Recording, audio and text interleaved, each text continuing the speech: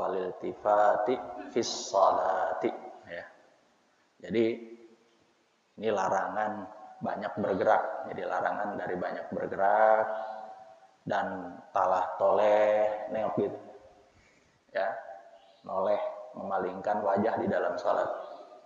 Itu babnya bab ini. Jadi ini larangan untuk banyak talah toleh dan banyak bergerak di dalam salat, kecuali geraknya memang gerak yang ada di dalam salat seperti ruku, sujud, takbir. Emang itu satu keharusan kali itu. Tapi kan dalam artian itu gerak yang memang ada di dalam salat. Tapi yang di luar salat seperti noleh, gimana tuh hukumnya? Nah, ini kita akan baca ya. Kita akan kaji. Bismillahirrahmanirrahim. Qala sallallahu alaihi wasallam, idza qama ahadukum ila sholati falyaskun atrafahu wa la yatamayal kama yatamayalul yahud fa inna sukunal atrafi fis sholati min tamamis shalah.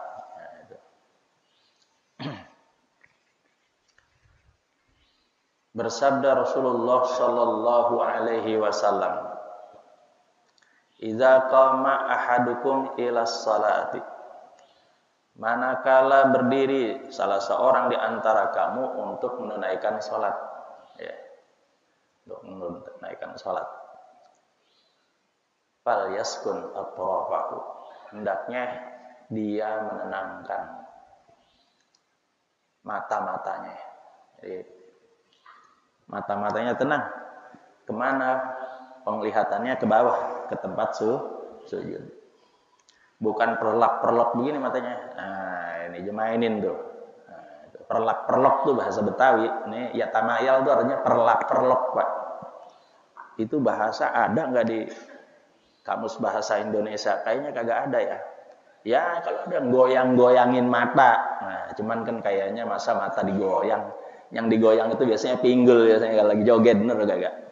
Lah kalau saya bilang merlokin mata ke sana kemari, nah itu namanya ya tamayal. Nah, ini bahasanya memang kagak ada di kamus, tapi emang sedep gitu untuk diucapin kayak begitu itu. Ya, itu bahasa Betawi kadang-kadang memang bahasanya punya kelebihan tersendiri ya. Sulit untuk diartikan perlak-perlok. Nah itu dia. Wala yatamayal, dan jangan menggoyang-goyangan mata, memperlak-perlokkan mata. Kama yatamayalul yahud, sebagaimana orang Yahudi memerlak-merlokan, menggoyang-goyangkan matanya sono kemari di dalam ibadahnya. Orang itu adu-adu di tembok itu, ya itu nggak boleh tuh. Fis salati, di dalam salatnya. Ya, itu apa katanya tuh? Fa inna sukunal atrafi fis salati, maka sesungguhnya ya, menenangkan, maka sesungguhnya menenangkan mata di dalam salat, yaitu bagian daripada min tamamis shalah, dari sempurnanya suatu sholat. Tuh kalau sholat mau sempurna, ya jangan diputar-putar matanya. Ya, nanti saya akan terangkan yang lebih jelas ya. Kemudian hadis yang kedua kita kelarin dulu nih. Wa qala sallallahu alaihi wasallam, iltifatun, ya, al-iltifatu fis salati ikhtilasun, ya, ada al-iltifatu fis salati ikhtilasun yakhtalisuhu syaitanu min salatil abdi wa innallaha la yazalu muqbilan 'alal 'abdi fis salati ma lam yaltafit fa idza sarafa wajahahu in sarafa anhu. Bersabda Rasulullah sallallahu alaihi wasallam, al-iltifatu fis salati ikhtilasun. Menoleh, memalingkan wajah. Oke? Menoleh gitu, salat ke kanan atau ke kiri. Memalingkan wajah itu namanya menoleh di dalam salat itu. Ikhtilasun, merupakan rampasan atau tipuan atau curian. Kalau di sini diartikan ikhtilas itu as-salab, yaitu rampasan, curian, tipuan. Yakhtalisuhu syaitanu min salatil abdi, merupakan curian atau rampasan setan dari salatnya seorang hamba. Jadi dihembus-hembusin tuh supaya salatnya kalau bisa nggak tenang. Ada aja cecek lagi di tembok, dia liatin lagi uber-uberan tuh cecek ya. Dia lihat lagi ke kiri ada tulisan warung makan lagi itu di sampingnya, tulisan sono kan, saya sono kanan kiri ada tulisan sekarang gratis besok bayar biji mata lu. Nah itu lagi sempet-sempetnya ya salat membaca tulisan begitu, sekarang gratis besok bayar. Kan ada tuh Pak orang tulisan di sini ya, udah gaduh tuh tulisannya macam-macam aja tuh kadang-kadang ya ditulis di situ. Ya. Ditulis ini, mending gila Allah daripada gila janda muda. Brengsek banget tuh, pakai sini tulisannya gede banget, hitam putih, ya kelihatan banget kita lagi sholat. Kita ngelihat gitu tuh, noleh mata kita bukannya ke sono. Ya, hatta di depan Ka'bah pun kita nggak bisa sholat ngelihat Ka'bah gitu aja, saking kesemsemnya kita. Jarang-jarang ini seumur hidup sekali dia sholat depan Ka'bah ngeliatin Ka'bah aja. Kagak dianjurkan begitu nih. Orang tempat sejadah itu, tempat sujud ya disuruhnya. Ada orang saking khusyuknya sholat kata dia sambil ngeliatin Ka'bah. Emang udah jarang-jarang kita agak ngeliatin. Orang udah ruku, dia masih ngeliatin aja saking kesemsemnya. Ya ketinggalan rukun apanya? Fi'al. Ya, itu di dalam sholat nggak boleh, tetap ya walaupun di depan Ka'bah semeter juga tetap seandainya. Gitu tetap lihatnya ke tempat sujud, nggak boleh noleh sono noleh sini. Gitu. Tetap itu. Karena tadi dikatakan yakhtalisus syaitanu min salatil abdi, itu tipuan, itu rampasan setan terhadap seseorang dalam salatnya, seorang hamba dalam salatnya tuh. Memang sengaja digituin sama setan. Wa innallaha, dan sesungguhnya Allah la yazalu muqbilan 'alal 'abdi fis salati, sesungguhnya Allah Subhanahu wa taala selalu menghadapi seorang hamba di tempat dia salatnya. Jadi ditungguin tuh, ibarat diimpleng sama Allah Subhanahu wa taala. Ini bocah salatnya hatinya salat apa ora gitu. Yang paling brengseknya kadang-kadang kita setan tuh ya. Kita mau udah husubat udah ngeliat ke bawah nih udah. Ya kita dengerin bacaannya, ya kita pahamin gitu kan. Iya Pak kagak? Setan, yang namanya setan kita diingetin kunci itu. Ya, tadi bini kita nanya, kunci di mana Bang? Kita kan kagak jawab, orang buru-buru mau ngajar bener kagak. Lagi sholat ingat 8 kunci itu ada di kelam ya, ditaruh di dekat TV. Oh, boleh jadi lupa sih. Itu dia. Jadi rupanya khusyuk itu. Nih, khusyuk menurut Syekh Alauddin Ali bin Muhammad bin Ibrahim Al-Baghdadi di dalam tafsir Khazin juz 5 halaman 32. Ustaz Fikri punya tuh, ntar lihat sama ya. Ada di kantornya tuh saya lihat tafsir Khazin kalau nggak salah ya. Saya pernah ke situ. Lihat aja tuh. Menurut beliau khusyuk itu artinya mengkonsentrasikan jiwa raganya, jiwanya iya, raganya sampai lagi. Ingat kunci. Pacar mau datang, ya elah, udah janji lagi sama tukang bakso, 15 menit suruh datang. Lah kan ini namanya setan. Bocahnya bahenol banget lagi, cantik, batu bocah, sayang banget dia itu sama kekasihnya. Sampai 15 menit mau datang aja udah di stop tuh. Bakso yang paling enak, yang disenangin bakso gepeng biasanya itu yang disenangin anak muda sekarang, ya Pak Gaga. Udah diinget di situ. Ya namanya setan dihembus-hembusin tuh. Ikhtilasnya sih enggak dalam itu, tapi dalam hatinya. Nah makanya mengkonsentrasikan hati di dalam sholat. Terutama di dalam memahami bacaan Al-Quran dan doa-doa yang ada. Dan jangan banyak bergerak. Karena bergerak itu merusak sholat. Tuh, kata beliau begitu. Tapi kalau geraknya dikit bagaimana Ustaz? Nah, masalahnya mereka itu juga nanti batasan geraknya, ya, batasan geraknya. Kalau Imam Syafi'i itu kasratul harakati fis sholati tubtilus shalah. Banyak gerak di dalam sholat itu membatalkan sholat. Sama, 3 mazhab yang lain juga begitu, sama, ya, 3 mazhab yang lain juga sama. Menyamakan, ya seperti Malik, yaitu Abu Hanifah, Ahmad bin Hanbal sama. Cuman kadang-kadang mereka berselisih dari segi banyaknya dan kebiasaannya.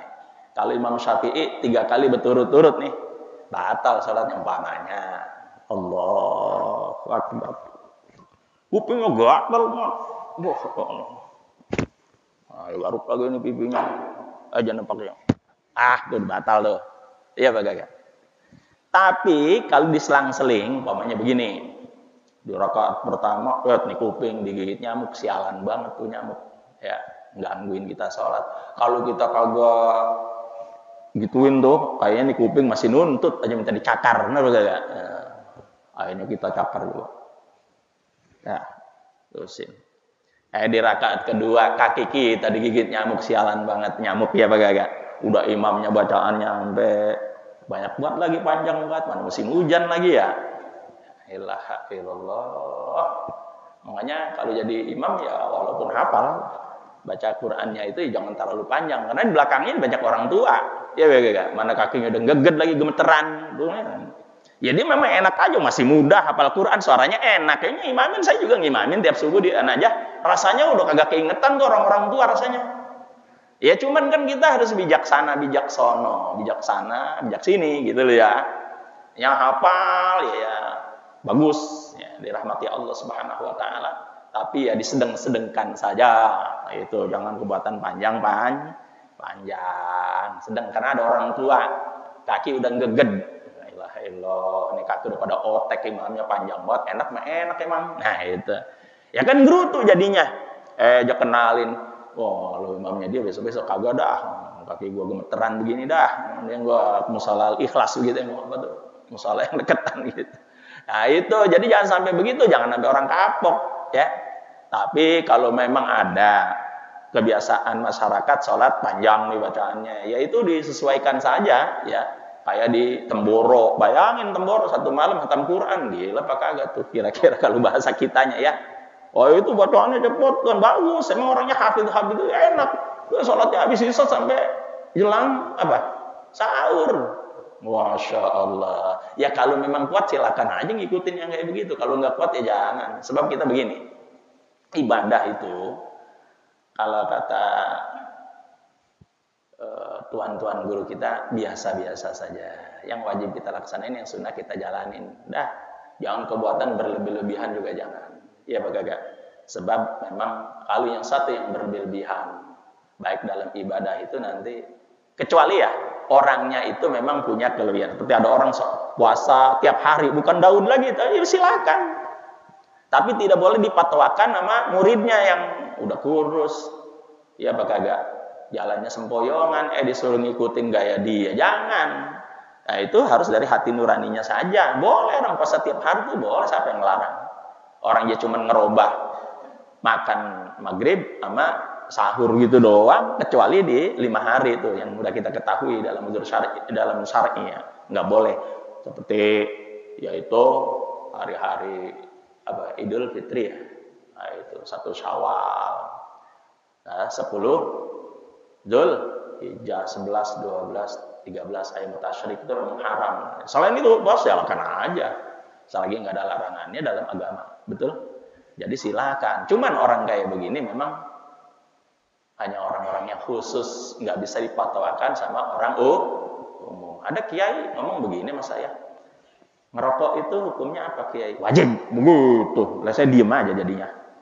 Emang menentang guru besar kita. Tapi dia bilang begini, buat saya doang, ente makruh ente, gitu. Buat saya doang. Sebab saya itu kalau udah bangun malam megang kitab habis sholat tahajud nggak bisa saya ngantuk kecuali ngerokok sama ngopi. Jadi saya tegar mata saya. Jadi wajib buat saya makmun. Oh begitu. Tapi nggak boleh dipatwakan, nggak boleh. Nggak boleh. Sama orang udah tua. Ngerjain ngelontar kan, ngelontar itu bagusnya ba'da zawal ya. Kalau dari kedua tuh ba'da zawal ya. Setelah sholat zuhur ya. Itu afdolnya tuh ya. Ini kiai sebelum zawal pagi-pagi udah berangkat ya. Mau kemana kiai? Enggak, mau sono sebentaran doang gitu ya. Padahal dia ngelontar.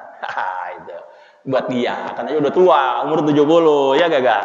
Kalau ngikutin yang pada zawal banyak gitu takut kinjek-kinjek kan gitu. Jadi untuk dirinya sendiri tidak dipatwakan buat orang lah.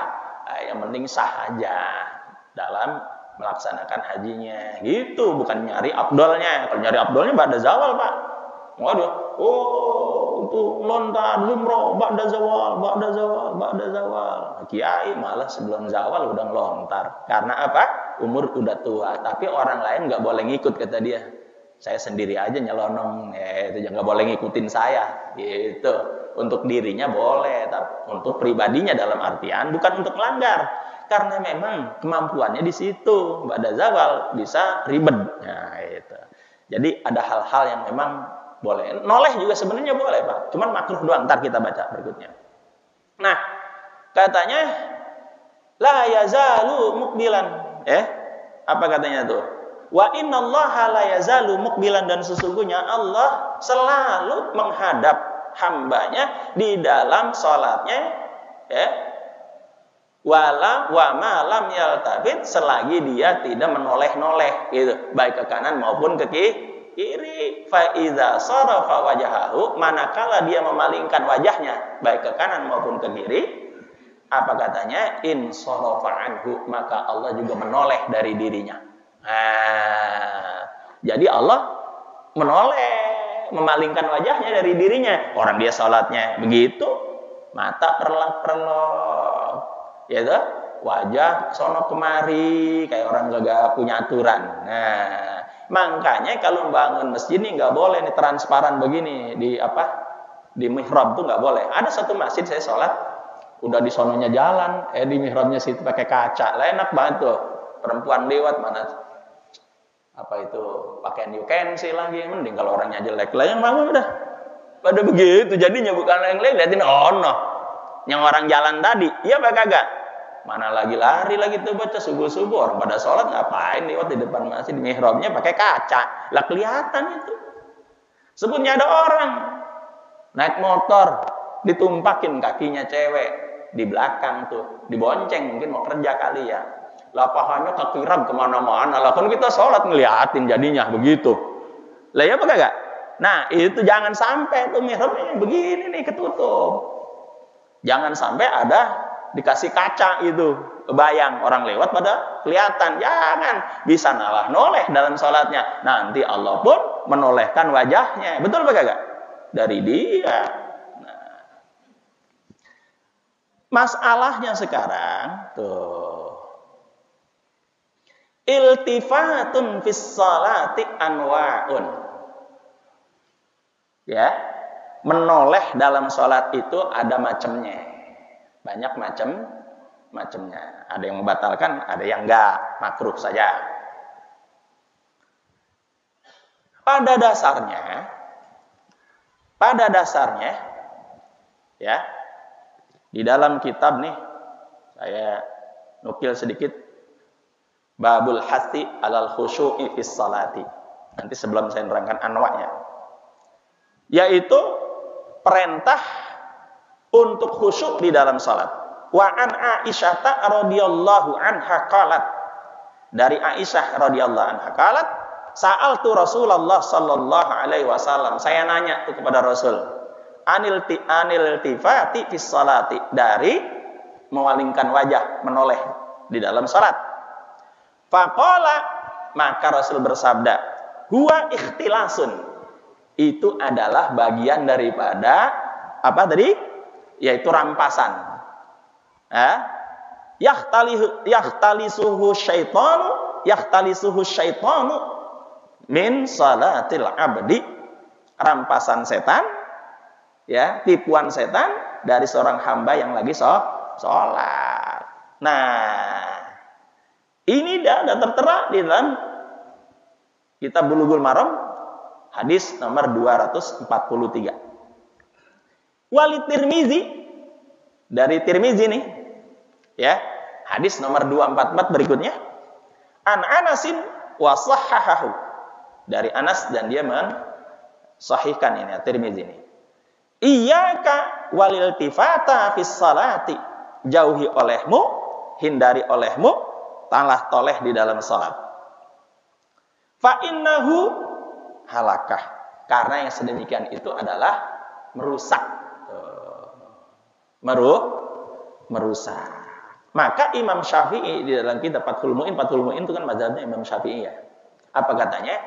Wa kuriha fis salati, dan dimakruhkan dalam salat itu, di dalam kitab Fathul Mu'in nih yang punya, nanti lihat itu. Ya. Babul iltifat fis shalah itu. Wa kuriha fis salati, dan dimakruhkan di dalam salat.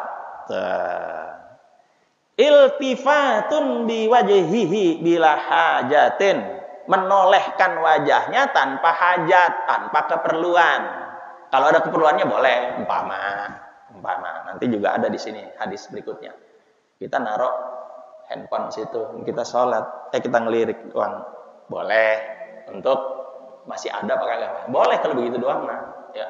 Tapi kalau dilihatin, ya kagak boleh gitu, sekali-kali boleh, ya. Itu tadi gua tas naruh di pojokan sono, jangan lihat tasnya, masih aman gitu kan, ngelirik doang. Nah, itu katanya waqila yahrumu, tapi ada yang mengatakan hukumnya haram. Nih. Tuh, sampai begitu tuh. Waqtira lil khabaris sahih. Dan ini dipilih pendapat yang ini karena adanya kabar, yaitu hadis sahih. Apa katanya? La yazalullahu muqbilan 'alal 'abdi fi musallahu ay bi rahmatihi wa ridahu ma lam yaltafit fa idzal tafata a'rada anhu. Apa katanya? Allah selalu menghadapi hambanya di dalam tempat dia salat. Ai bi rahmatihi wa ridahu, artinya dia merahmatinya dan meridhoinya. Apa syaratnya? Malam yaltafit, selagi dia tidak tala toleh, tidak memalingkan wajahnya. Fa idzal tafata, manakala dia tala toleh, memalingkan wajahnya, a'rada anhu, maka Allah pun berpaling dari begitu. Cuman ada hadis berikutnya, wa ammal iltifatu lihajatin fajaizun. Adapun menoleh karena ada suatu hajat, kebutuhan, boleh katanya. Wa dzalika li anan nabi sallallahu alaihi wasallam kana fi safarin fa arsala farisan fi syiqdi. Apa katanya? Jadi noleh itu boleh karena ada hajat. Ini karena adanya Hadis Rasulullah Shallallahu Alaihi Wasallam, kana fi safarin, Rasul dalam bepergian. Fa arsala farisan, mengutus seorang penunggang kuda dengan kudanya fi Syi'ab, di sebuah lembah Syi'ab, yaitu ada satu kaum di lembah Syi'ab itu untuk dimata-matai, min ajlil haras, untuk menjaga mereka. Ya, lihat bagaimana pergerakannya. Nah, faja'ala yusalli wa huwa yaltafitu ila Syi'ab. Kemudian Rasulullah salat di atas kendaraannya, wa huwa yaltafitu ila Syi'ab. Nah, menoleh sedikit ke satu kaum yang ada di lembah Syi'ab itu. Takut-takut dia keluar kan, gini. Nah, boleh sekedar begitu, boleh. Itu namanya ada hajat. Nah, sekarang masalahnya al-iltifatu anwa'un. Ya, apa katanya? Iltifat itu macam-macam. Yang pertama, al-iltifatu bis-sadri fa yuhawwilu sadrahu an jihatil qiblah fa hadzal iltifat yubtilus shalah. Ini yang membatalkan salat. Menoleh dengan dadanya. Dengan apa? Dengan dadanya. Fa yuhawwilu sadrahu, begini. Begitu. Nah, kalau ini udah kagak bener deh nih. Ya, karena ini dadanya udah enggak balik kiblat lagi. Ini batal nih, ya. Nah, dia udah tidak lagi tuh, dadanya udah tidak lagi menghadap kiblat. Ibtilus shalah. Li'anna istiqbalal kiblati, karena menghadap kiblat itu syartun min syuruti sihhatis shalah, menjadi syarat sahnya salat. Loh iya toh? Allahu Akbar. Ketika Allahu Akbar sedikit ya, biar jelas. Allahu Akbar, kan begitu. Nah, kita melihat itu nggak boleh. Allahu Akbar, nggak boleh. Ini harus ngadep sono, ya, ngadep kiblat. Itu ya yang batalkan. Nah, yang kayak gitu yang nggak boleh. Yang kedua, al-iltifatu bir-ra'si au bil aini, menoleh dengan kepala doang. Gitu. Atau matanya ngelirik. Ya, itu. Ya, perlak-perlok gitu dia. Tapi enggak dimain-mainin, cuma sekali-sekali itu. Au bil aini. Fakat saja, ma'abaqa'il badan. Tapi badannya tetap nih. Ya, kagak ngikutin. Mustaqbilal qiblah, menghadap kiblat. Fahadzal iltifat makruhun. Itu saja hukumnya makruh. Bukannya boleh, tapi makruh. Pak, makruh itu adanya haram, gitu loh. Paham apa kagak? Tapi memang kagak sampai haram, cuman adanya doang, gitu. Adanya haram adalah makruh. Emang pengen dibilang adanya maling. Nah, dia sih bukan maling dia. Cuman adanya maling, ya kira-kira begitu. Kan kagak enak namanya ya. Nah, itu. Jangan deh yang makruh, kalau bisa tinggalin aja. Illa idza fa'alahul muslim lihajatin ila dzalika, kecuali kalau dia melaksanakan, seorang muslim itu melaksanakan karena ada hajat kayak Rasulullah tadi, itu enggak apa-apa. Fa'idha fa'alahu min ghairi hajatin, kalau dia melaksanakannya tanpa hajat, tambah kebutuhan, faqad naqasa sawabu salatihi, maka berkurang pahala salatnya. Ghairu annaha sahihatun la tabtulu bidzalika. Tapi salatnya masih sah, tidak batal karena itu kan tolehannya, cuman makruh doang. Nah, intinya sebelum saya tutup, jelas ya, iltifat itu usahakan dihindari. Udah gitu aja. Karena hukumnya paling jeleknya, sejelek-jelek makruh. Kayak ngerokok hukumnya makruh, adanya haram. Baik-baik saja, sudah tinggalin.